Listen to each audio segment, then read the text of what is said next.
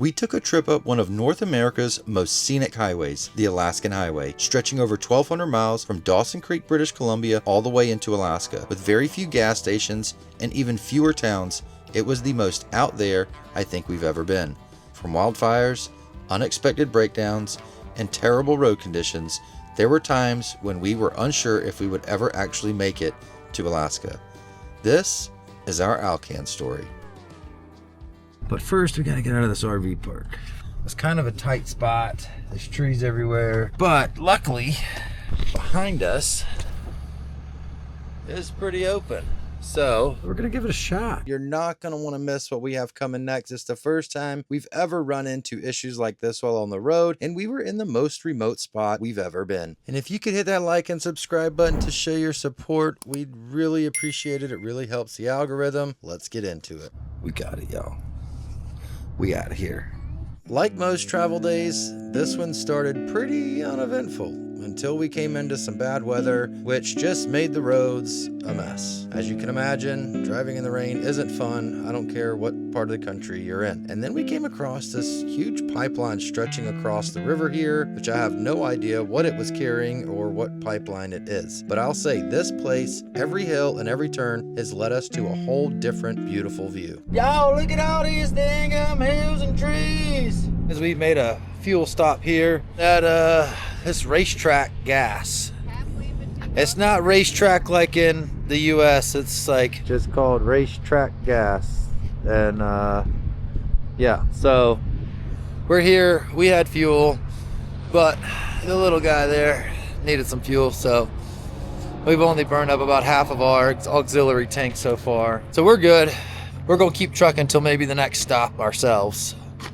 Ain't no sense in toting extra weight you don't need. Now, I couldn't help but bring you guys along this section of the road. After we got fuel, it wasn't very long before we found ourselves back in the mountains. And it wasn't just up and downs. We were twisting and turning, going up and down, all the way until we finally found ourselves at our first signs of fire damage. I'm pretty confident this isn't the first time they've had fires because these trees weren't very big at all, but it's still very devastating to see. Look at all the little track machines for fighting it they use to drive up in there.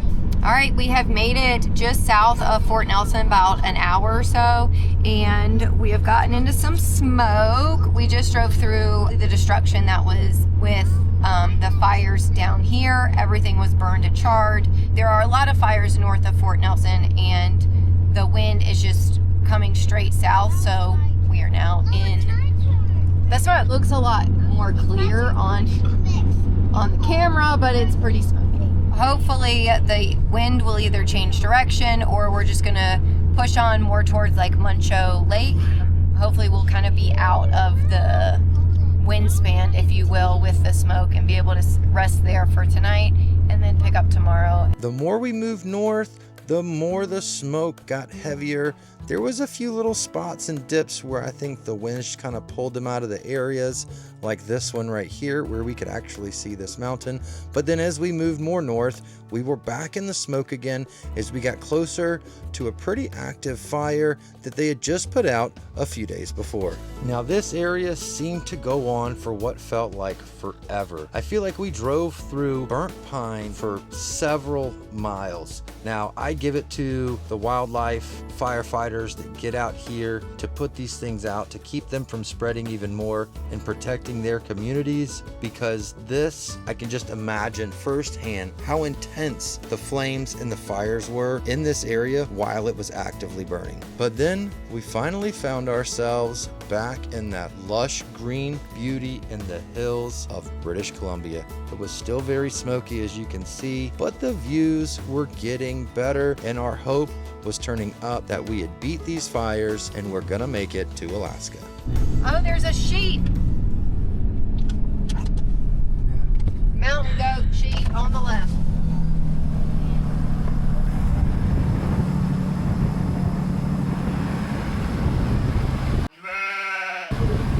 Watch where we're going. I don't like this. If you didn't notice, Courtney is not a fan of these hills that have a huge cliff off the other side, especially the ones that don't have any guardrails. Caribou! That's a caribou! Where? It's a female caribou.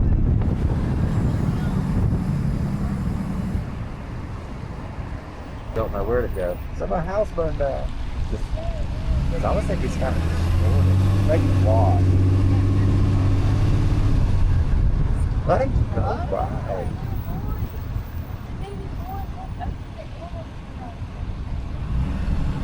That would be called a buck. The rest of this day was pretty uneventful, other than the fact that we couldn't camp where we originally anticipated. Last night we stayed on a roadside pull-off outside of one of the provincial parks. You can't do that in the provincial parks. If you're in the provincial parks, you have to camp in one of their campgrounds. They were full last night when we drove through, so we pushed on through the provincial park, through Muncho Lake, and just outside of Muncho Lake, we found this sweet little pull-off here. We're loading up. We got about another 6-hour leg, I think, today. 6-hour legs are long, tiring legs, but the Alcan is so long and there's so little on it that you kind of really don't have much of a choice unless you just really want to take a bunch of short trips. I think we did 700 kilometers yesterday. It was a bunch. I think we have 3 legs left basically until we get to Alaska. So we're gonna try and bust it up over the next 3 days. Today, we're about to hit the road. We're already packed up. We actually slept with our slides in last night. The bed slides in, the kitchen slides in. I'm buttoning up the last two or three things here in the RV. And then we're out of here, y'all. Wow, this is a concrete bridge. Okay. A big old river. Interesting bridge here.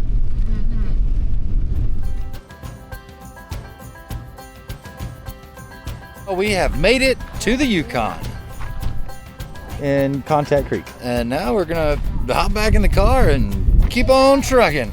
Alaska, here we come. We ran out of washer fluid on my truck.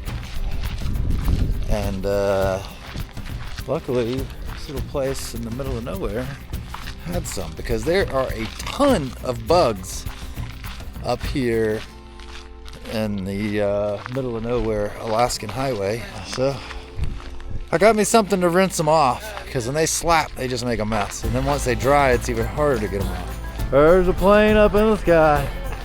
You don't see a lot of air traffic around here. It's kind of interesting because we're so far up. It must be coming from Alaska.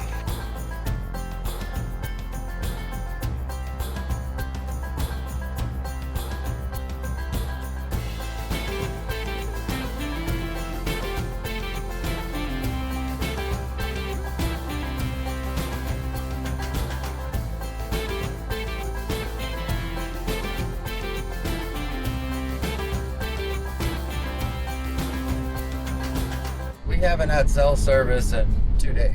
After, I don't know, the first day of no cell service last night, I actually went and downloaded some music on the phone. That way it wouldn't have to have internet to play. And that's what we're listening to today. Yesterday we listened to the same 5 songs for 6 hours, which was pretty intense. The roads up here have actually been pretty decent. We've heard the last 100 miles are the worst. We're not close to that yet. We won't hit that for probably another 2 days. Really hope there's no like bears right here, I don't think so. because we don't have bear spray, and we're like right next to the forest. Going all green. Daddy, I'm gonna put it right here. That's where you want to put it? Yeah. How about we put it right here? How about right here? Sure. Perfect. Good job. Give me a high five. All right.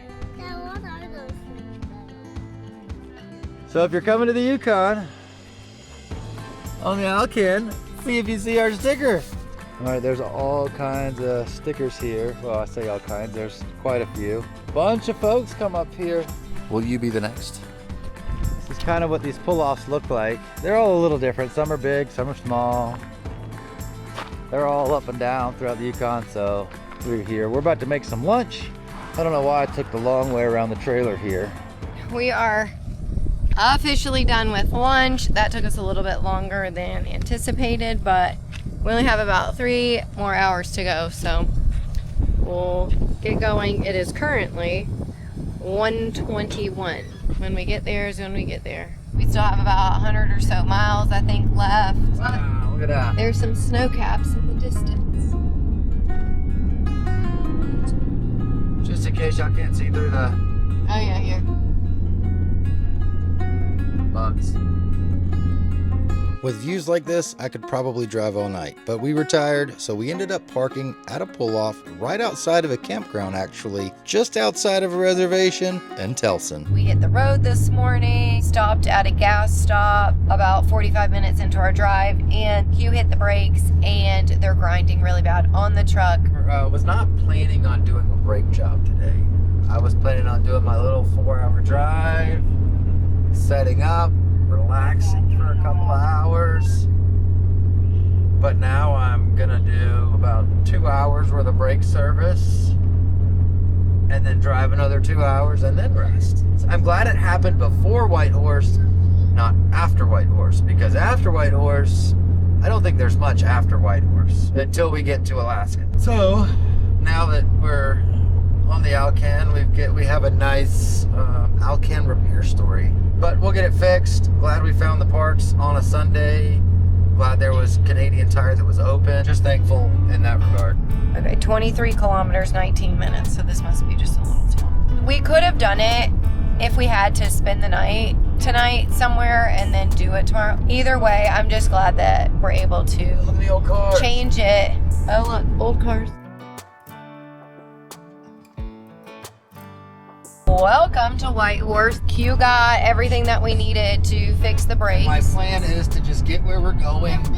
We are in the land of the midnight sun, so I'm not gonna run out of daylight. I got plenty of time, plenty of daylight, but what I don't want to do is I would rather not travel in the evening once stores start closing and doing all that stuff, like fuel stops and all that. So I just kind of want to get where we're going for the evening, get set up, let it cool off for 45 minutes or so to an hour, and then I'll go ahead and jack up the truck and get the tires off and get the new brakes slapped on. Our plan for tomorrow is to wake up around 4 or 5 a.m., hit the road, and do the last, 100, 120 or so miles left of the Alcan, which is supposed to be the worst. So get a head start on that. Might take us a couple hours to get through it. And then the only other thing we've got kind of in the background is now there's a wildfire up at Toke, which everybody has to go through. They've closed the road. They closed the road yesterday. Hopefully it's back open because there are also wildfires up in Fairbanks and Denali. So kind of like the whole top half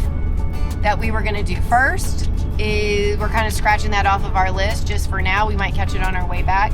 So we're just kind of having to reroute a little bit because there's no sense for us to go get in the fires, get in the smoke. We're just gonna kind of scratch that for now and then revisit that more towards the end of our trip. We'll see you guys once we make it to our spot for the night.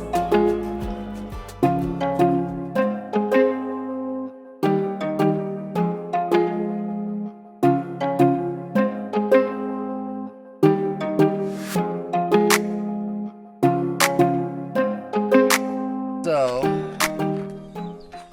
I've had better hair days, that's for sure. So we got to this site, which is freaking awesome. We're right on this lake. The other side of the lake's really breezy and there's like sand dust coming off the lake over there, but beautiful lake view. We're set up here. I typically don't disconnect, but since I had to work on the truck, we went ahead and unhooked and we're doing the thing. So this is the last one. I already did the other side. I'll show you all what was grinding. There's the old rotor there on for the driver's side. These actually weren't grinding. I thought it was that side. I thought it was the driver's side that was grinding, but it wasn't. It was the passenger side, which I'll show you right here. This edge, that last little ½ inch, was what started grinding. And there's the pad, just done. There's no more material really at all right there. And then the other one was almost, it wasn't long behind it. Like, let me show you this for comparison to a new one before I put them on.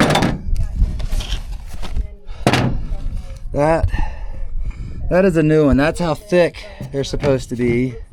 You can see the thickness difference here. There's no material left they're toast. So this has about 1/2 inch more material than that, and obviously the other one was burnt down to nothing. So it had to be done. Could have been bad. I will say the brakes on our trailer actually did stop us coming into Whitehorse. I used just the trailer brakes. Yeah, the D-Max disc brakes, I just squeezed the brake thing. It actually stopped the truck and everything coming up to the brake light, no problem. The stoplight, no problem. So yeah, before you make the trip, make sure your brakes are good. Don't be like me and wait till they're done. Double check them maybe before you make the trip. Just throw a new set of pads on before you make it. They're super cheap to throw pads on before they wear out. I procrastinated and drug it and was planning to do it while I was there because my rotors were warped already. I was going to do the whole thing there. But yeah, looks like the pads beat me to it. So for what it's worth, I'm going to button this back up, and I may just take the Dawn down to the lake and take me a lake bath. I mean, it's not a bad idea. Save on some water too. At least water in the tank. This was definitely one of the coolest pull-offs we had the entire trip. Next time, maybe we'll plan an extra day and get some more time on this lake. It's about 8:20 in the morning. The sun never set last night. It was light outside. It was like dusky at 3 a.m. and now the sun's kind of back around. The sun just kind of drops along the horizon, wraps around, and then comes back up. It's no joke when they say the land of the midnight sun. Even with blackout shades, for me at least, I get the little crack of light between it. It's really hard for me to turn down, so this is taking some getting used to. We are loading up. We're getting ready. We pulled our slides in, and we are about to hit the road and make it to our border crossing and get back on American soil. We are now in the truck Look at this thing. Look at this thing. Look at this big old on jet. Destruction Bay. Now, unfortunately, the camera angle really kind of distorts this and doesn't really give a good depiction of it, but you're going to see a couple of black lines and this little dip right here coming up right there. That was a really big dip, and if I hadn't slowed down enough pulling the fifth wheel, it could have done a lot of damage, and the road was full of spots like that. We have 104 miles left to go until we get to the Alaskan border and cross into Alaska. You can't go, but I don't know what, a quarter of a mile maybe, until there's another piece of road that you have to slow down for. The frost heaves and really bad spots are typically marked with flags or cones on the side of the road. But a guy gave me a tip that we saw in Whitehorse. He said, don't look at the road, look at the paint lines, because you'll see the distortion in the paint lines before you see the distortion in the roads, which he was 100% right.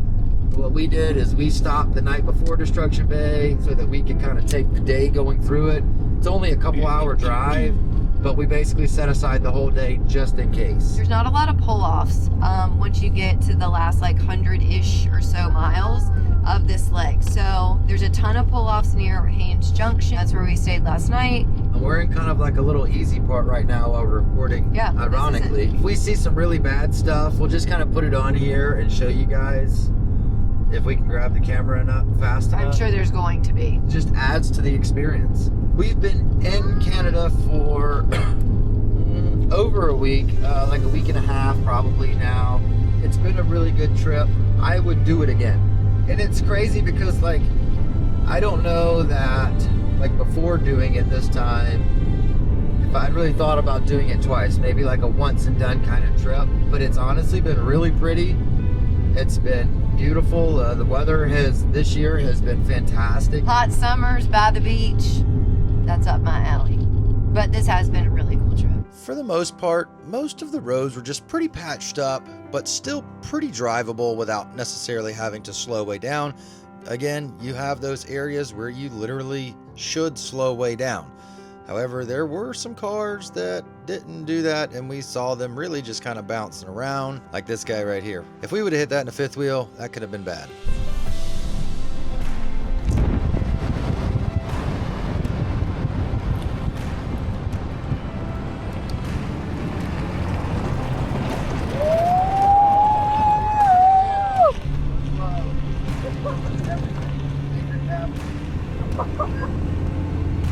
I was honestly surprised to see how many motorcycles we saw, but again, this is another prime example there were some really nice spots on this road. To be honest, my take on it is there are patches that are extremely bad and extremely rough. The worst ones so far have been the gravel. No, there's been some pretty big whams that if we would have hit them full speed on the road, it would have been bad. But there's been gravel that has been really washboarded out, just really rough. Semi truck came blowing past us, almost didn't even see him on the gravel, which is probably why it's so bad, because the semis come flying through. There's bumps in on the gravel and washboarded out, but it's like deep washboard. There was one with we were doing 7 miles an hour. There was one with like 6-inch washboard dips. It was pretty intense. It was not. It was not a fun washboard experience. I wasn't paying attention, looking at nature. And here's stuff. Here, I'll show you. We're going over this one. Oh, tell her to move left. That's super deep.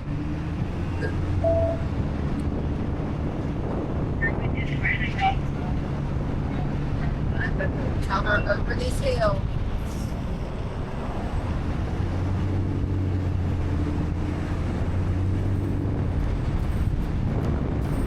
We are maybe trying move to left over. This looks really bad. Keep it a little. Might be easier if you hug the left side of the road, but yeah, bumpy. The Gen Y has proven to work pretty good, and you know, we don't have leaf springs, so we don't have to worry about leaf springs breaking or anything. We're gonna pull off here in a little bit, just kind of do a walk around. This is definitely the roughest road we've been on with it, but I don't know if Courtney can show you. Like, these guys, they just fly.